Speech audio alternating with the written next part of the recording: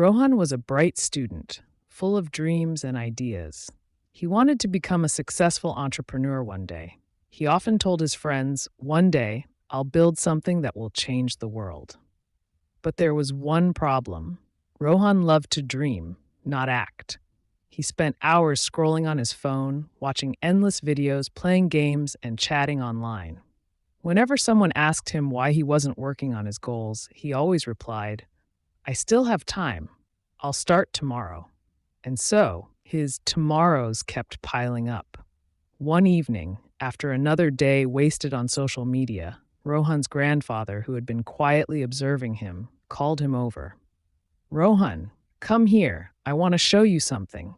In his hand was an old pocket watch. Its glass was scratched, and its golden surface had faded with time. "This watch," his grandfather said, "was given to me when I was your age. It has ticked every second of my life. Do you hear the sound?"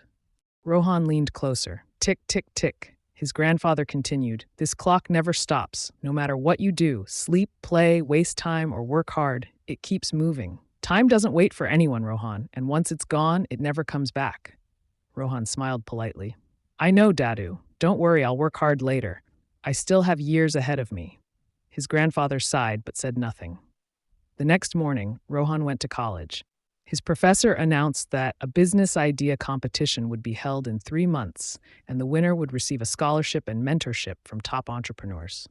Rohan's heart leapt. This is my chance. This is where I can prove myself. For the first few days, he thought about ideas, but soon laziness took over.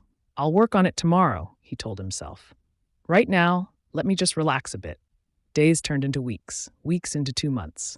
When his friend Ayan reminded him, "Rohan, the deadline is close. Have you prepared anything?" Rohan laughed. "There's still time. I'll do it in the last week. Don't worry." Finally, the last week arrived. Rohan sat down with his laptop, ready to create his presentation. But as he stared at the blank screen, his mind went blank too. "Why didn't I start earlier?" he thought. He scrambled for ideas, stayed up late nights, and stressed himself. But his half-hearted preparation couldn't match the months of hard work others had put in. On the day of the competition, Rohan stood nervously on the stage. His presentation was clumsy, his idea weak. The judges listened politely, but were unimpressed. When the results were announced, his name wasn't even in the top 10. He felt a sting of shame. His friends who had worked consistently were applauded, their faces glowing with pride. Rohan walked out silently, his heart heavy. That evening, his grandfather found him sitting quietly, staring at the old watch again. "Dadu," Rohan whispered, "I lost. Not because I wasn't capable, but because I wasted my time." His grandfather placed a hand on his shoulder. "Do you now understand, my boy? Time is the most precious gift. You can earn money again, you can recover from failure, but you can never recover wasted time. Every second counts." Rohan nodded slowly, tears welling up in his eyes. From that day on, he changed. Instead of wasting hours on meaningless distractions, he set a routine. He woke up early, studied with focus, worked on projects, and built new skills. He still took breaks, but no longer let laziness control him. His motto became, "If not now, then never."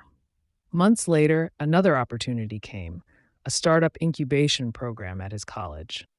This time, Rohan was ready. He had been working consistently, researching, and refining his ideas.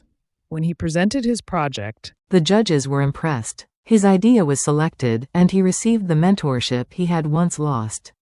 As he stood on stage, receiving applause, he remembered the ticking of his grandfather's watch. He smiled and thought, the clock never stops. And now, neither will I.